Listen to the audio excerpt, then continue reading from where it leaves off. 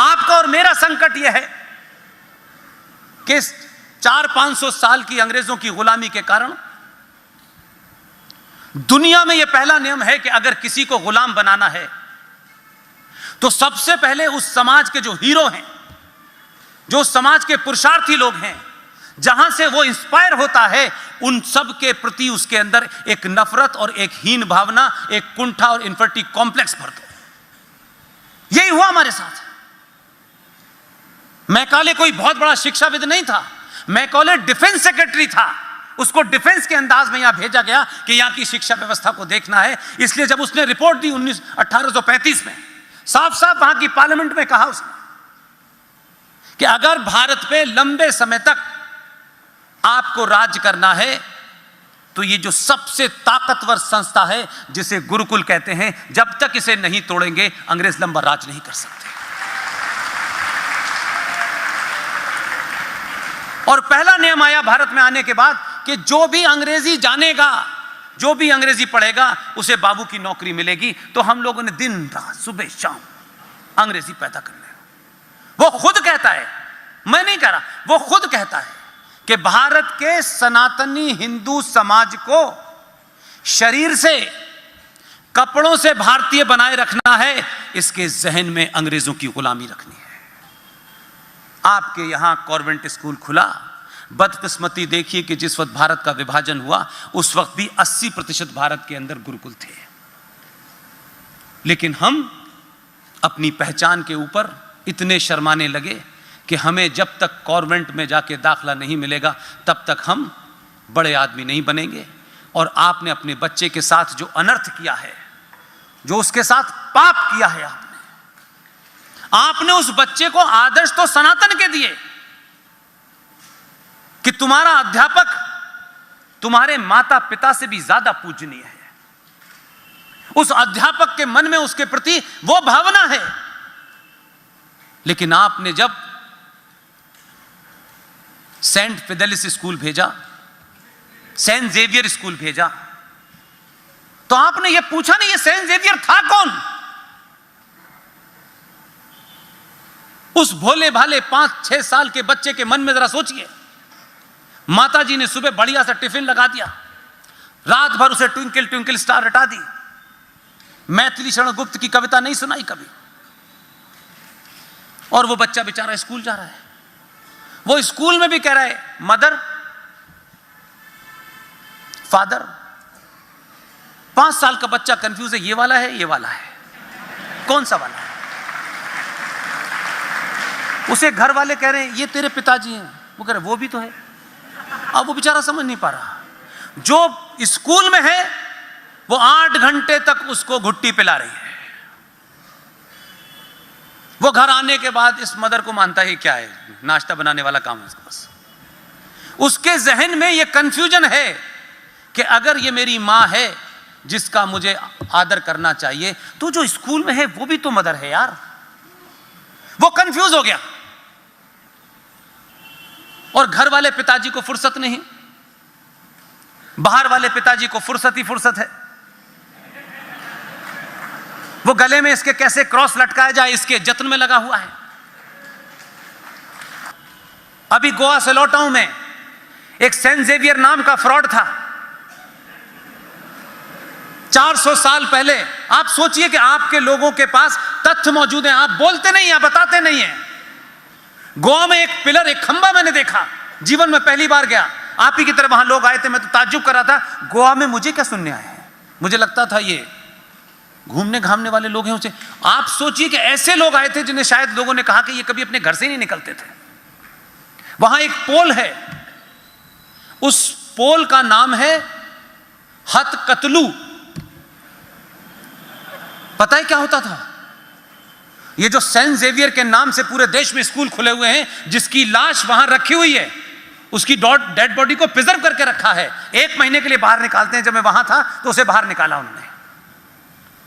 उस Saint Xavier ने उस पोल के पास जो ब्राह्मण अपना मत छोड़ करके ईसाई नहीं बनते थे, उनके हाथ काटे जाते थे, इसलिए उसका नाम हथकतलू रखा हुआ है। वो मौजूद है। वहां एक कुआं बना हुआ है, हजारों औरतें हर रोज, सनातनी हिंदू महिलाएं अपना स्वाभिमान बचाने के लिए उसमें कूदती थी। सब कुछ सामने दिखता है, वहां दीवारों पे लिखा है, किताबों पे है, आप पहचानना नहीं चाहते, लेकिन स्कूल में सेंट जेवियर में आपका बच्चा पढ़ने जाता है। क्या आपके अंदर इतना पुरुषार्थ नहीं है कि आप गुरुकुल बनाएं? क्या आप पैसे से कमजोर हैं? क्या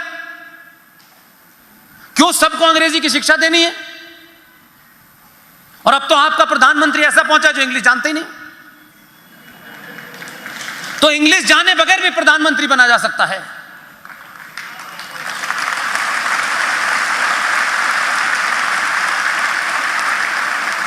जितने भी इंग्लिश वाले आए उन्होंने क्या किया, जरा बताएं उनका कंट्रीब्यूशन। इसलिए शायद आप मेरी बात को जरा ज्यादा दूसरे तरीके से ले सकते हैं। मैं ये मानता हूं कम से कम 70 साल के बाद राजा तो ऐसा मिला जो मंदिर की नींव भी रख रहा है, जो संविधान में अनुच्छेद भी कर रहा है, जो सरकार भी चला रहा है, जो देश के विदेश नीति को भी चला रहा है, लेकिन उसे अपनी संस्कृति, अपने सरोकारों से 1 मिनट और 1 सेकंड के लिए भी ना शर्म है, न किसी से उसे किसी किस्म का प्रमाण पत्र लेना है। मैं और आप बहुत छोटी सी चीज है, हमको कितने लोग जानते हैं, और जानते हैं तो क्या है, इस देश का प्रधानमंत्री शपथ ले ले। 95 की घटना है, भारत का प्रधानमंत्री पुर्तगाल गया था। पुर्तगाल में वहां के गुजरातियों ने एक मंदिर बनाया, उन्होंने रिक्वेस्ट की कि आप इस मंदिर का इनॉग्रेशन कर दीजिए। उन्होंने कहा ना, मैं एक धर्मनिरपेक्ष देश का प्रधानमंत्री हूं, ये नहीं करूंगा। कौन कहता है कि बदलाव नहीं है? 1995 में भारत का प्रधानमंत्री विदेश में जाके एक मंदिर का रिबन नहीं काटता था। 2014 का प्रधानमंत्री मंदिर में लमलेट लेटा हुआ है।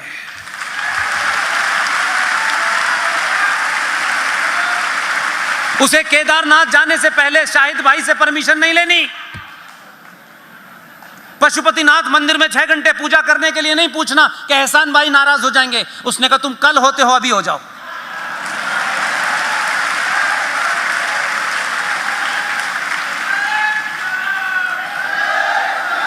जिसमें ताकत होती है, एक ताकत होती है हथियार की, एक ताकत होती है अंदर की आत्मशक्ति की।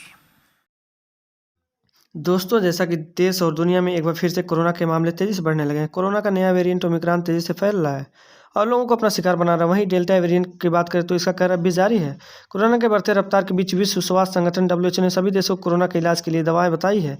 विश्व स्वास्थ्य संगठन के मुताबिक ये दवाएं गंभीर रूप से बीमार मरीजों के लिए इलाज के लिए इस्तेमाल किया जा सकता है। गंभीर रूप से बीमार मरीजों की इन दवाओं का किया जाएगा इलाज। विश्व स्वास्थ्य संगठन ने जिन दवाओं का इस्तेमाल की बात की है उनका नाम कासिरिविमैब और बारिसिटिनिब। इन दवाओं का इस्तेमाल गंभीर रूप से बीमार मरीजों के किया जाएगा। वहीं समान तौर पर इनका इस्तेमाल आर्थराइटिस के इलाज में किया जाता है। उत्तराखंड चुनाव, दिल्ली में बीजेपी क्रूर के बैठक के जानिए कौन कौन होगा शामिल। महाराष्ट्र में छटने लगे बादल, बारिश पर लगा ब्रेक, लेकिन कई जगहों पर छाई धुंध। महाराष्ट्र में आने वाले लोगों को करना होगा यह काम, जानिए प्रशासन ने क्या आदेश दिया है। सीएम धामी हल्द्वानी, जब सीएम के पैरों पर गिर पड़ी महिला, ये लगाई गुहार। अलवर मामले के लेकर सीएम गहलोत का बयान, कहा सरकार किसी भी एजेंसी की जांच करने को तैयार, एक साथ न कर दे दोनों दवाओं का इस्तेमाल। इन दवाओं के इस्तेमाल को लेकर विश्व स्वास्थ्य संगठन का कहना है कि ये दवाई किसी भी तरह के साइड इफेक्ट नहीं है, जिससे मरीज की जान का कोई जोखिम नहीं रहता है। अगर इस दवा का इस्तेमाल किया जाए तो किसी भी मरीज के वेरिएंटर की ज़रूरत नहीं है पड़ेगी। WHO का कहना है कि अगर आपके पास ये दवाएं उपलब्ध है और आप किसी भी बीमारी से ग्रसित नहीं है तो यह दवा खा सकते हैं, लेकिन ध्यान रखें एक साथ दोनों का इस्तेमाल न करें। ट्रायल के बाद WHO ने की सिफारिश।